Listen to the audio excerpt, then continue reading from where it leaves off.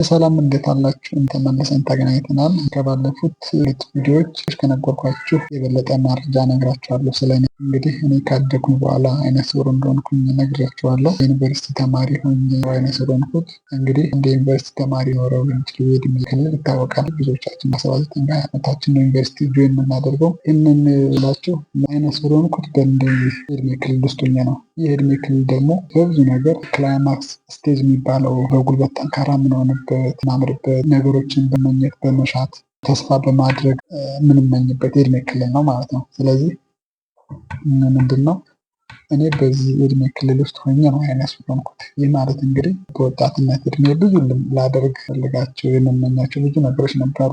21 22 እድሜ ክልል ላይ ያለ አንድ ወጣት አካል ጉዳተኛ ያልሆነ አንድ ወጣት ምንም የጤና ችግር የህመም ችግር የሌለበት አንድ ወጣት ስጫወት ነበር። በጣም ኳስ ወድ ነበር። ኳስ አይ ነበር።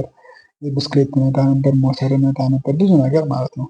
ግን ስፖርት ሰራ ነበር። ብዙ ነገር ማለት ነው። አይነ ስውር ሲሆን ግን ከእነዚህ ነገሮች አውቶማቲካሊ ራኩኝ። ማድረግ የማልችልበት ሁኔታ ተፈጠረ ማለት ነው። ይህ ሲሆን ደግሞ ያንን ተከትሎ ሊመጣ የሚችል የሳይኮሎጂ ችግር ያሳለፍኩት እንዴት ተቋቋምኩት የሚለውን ነገር እነግራችኋለሁ ማለት ነው። ታዲያ ይህ ሁሉ ከሆነ በኋላ ታዲያ እንዴት ከወደቅኩበት ተነሳው እንዴት ራስን ለማወቅ በቀኑት ነጥቦች አጠር አድርጌ 3 ነጥቦች አነሳላችኋለሁ። የመጀመሪያው የተፈጠረውን ነገር መቀበል ነው ይመስለኛል። በተፈጥሮ አዳዲስ ነገሮችን የመቀበል ዝንባሌ ያለኝ። በዚህም የተነሳ እንግዲህ አይነ ስውርነቱን ቶሎ ነው የተቀበልኩት። ማለት በጣም ከባድ የሚባል ደግሞ ረጅም ጊዜ ሊወስድ የሚችል ዲፕሬሽን ውስጥ ምናምን እንትን ውስጥ አልገባሁም። ቶሎ ነው የተቀበልኩት እውነቱን ለመናገር ማለት ነው። ከዛ በኋላ ራሴን ካሳመንኩ በኋላ ኦልሬዲ አይነ ስውር ሆኛለሁ። ከዚህ በኋላ ሊመጣ የሚችል ነገር የተለየ ነገር የለም ብዬ ራሴን አሳመንኩ ማለት ነው። አንዳንዴ ምን አለ ውሃ ሽቅብ አይወጣም ይባላል። ሰው አንዳንዴ ሊሆን የማይችል ነገር ከሆነ አንድ ነገር ያንን ነገር ቶሎ መቀበል አለብን። እልህ ውስጥ መግባት የለብንም። ከፈጣሪ ጋር ፈጣሪን ሊያሳዝን የሚችል ነገርም ሙግት ውስጥ ከፈጣሪ ጋር ሙግት ውስጥ መግባት የለብንም። ስለዚህ አንደኛ ራሴን አሳመንኩት። ኦልሬዲ አይነ ስውር ሆኛለሁ። ቀጥሎ የሚመጣው ምንድነው ወደሚለው ነገር ነው መሄድ ያለብን ማለት ነው። ሁለተኛው ደግሞ ምንድነው ራሳችንን አሳምነን ነገሩን መቀበል ነው ወሳኝ ነገር ማለት ነው። ራሳችንን ካሳመንን እና ነገሩን ከተቀበልን በኋላ ቀጣዮቹን እርምጃዎች ለመውሰድ ቀላል ነው የሚሆነው ማለት ነው። እንጂ አሁን አይነ ስውር ከሆንኩ በኋላ በሰማኋቸው አንዳንድ ታሪኮች ላይ በጣም ከባድ የሆነ የጤና ችግር ውስጥ የገቡ ሰዎች አሉ። አይነ ስውርነት በራሱ አንድ የጤና ችግር ወይም ደግሞ ጉድለት ሆኖ ሳለ ምንድነው ሰዎች አይነ ስውርነቱ ከመጣ በኋላ ከተፈጠረ በኋላ ለረጅም ጊዜ ከቤት አይወጡም፣ ከእንቅስቃሴ ይገደባሉ። ያ በሚሆንበት ጊዜ ደግሞ የሚመጡ ሌሎች ተጓዳኝ ችግሮች አሉ ማለት ነው። እና በዛ ምክንያት ከባድ የሆነ ችግር እያሳለፉ ያሉ ሰዎች እንዳሉ ሰምቻለሁ። እኔ ግን በእንደዚህ አይነት ታሪክ ውስጥ አላለፍኩም። ምክንያቱም ቶሎ ጉዳዩን ተቀበልኩት። ከዛ ቀጥሎ ደግሞ ራሴን ወደ እርምጃ ማስገባት ነው የገባሁት ማለት ነው። ትምህርቴን መቀጠል እንዳለብኝ ወሰንኩኝ። ትምህርቴን ስቀጥል ደግሞ እንዳልኳችሁ የኢንጂነሪንግ ተማሪ ነበርኩ። የኢንጂነሪንግ ትምህርት ደግሞ አይነ ስውር ሆኖ የሚማሩት ትምህርት አይደለም። እይታ ይጠይቃል።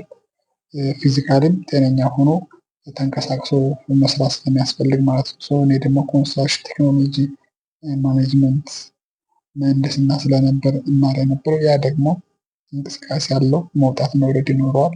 ትምህርቱም ቁጥር ስላለው የግድ በእስክሪብቶ መጻፍ፣ ወረቀት መጻፍ፣ ማንበብ ያስፈልጋል። ያ ሲሆን ደግሞ ለአይነ ስውር የሚቻል አይደለም። ስለዚህ የትምህርት መስኬን መቀየር አለብኝ ማለት ነው። እንዳልኳችሁ ናቹራል ሳይንስ ነኝ።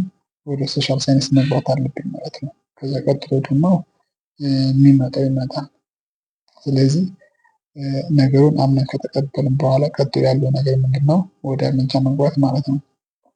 ሶስተኛው እና ወሳኙ ነገር ደግሞ ምንድነው? ያ ነገር ከሆነ በኋላ አንደኛ የተፈጠረውን ችግሮች ሁሌ ችግር አይደሉም በራሳቸው፣ አንዳንዴ መልካም አጋጣሚ ይዘው ይመጣሉ ማለት ነው።